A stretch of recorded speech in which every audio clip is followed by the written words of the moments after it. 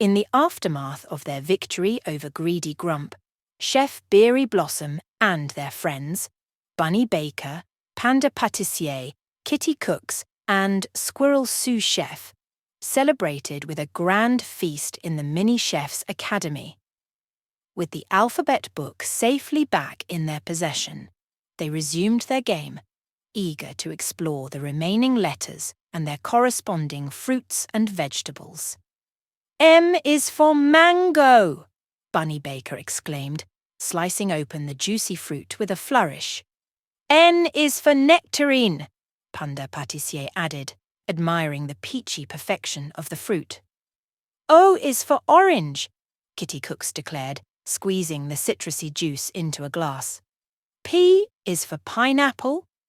Squirrel Sous Chef chimed in, balancing the spiky fruit on their head like a crown. "Q is for quince," Chef Beary proclaimed, marvelling at the fragrant aroma of the unusual fruit. "R is for raspberry," Bunny Baker shouted, their fingers stained with the juicy berries.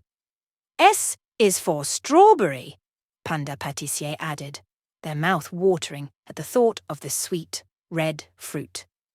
"T is for tomato," Kitty Cooks declared, admiring the vibrant red colour of the versatile vegetable. "U is for ugly fruit," Squirrel Sous Chef chimed in, giggling at the funny name of the exotic fruit. "V is for vegetable," Chef Beary exclaimed, their eyes twinkling with mischief as they held up a basket of colourful veggies. "W is for watermelon," Bunny Baker shouted, slicing open the juicy fruit with a giant knife.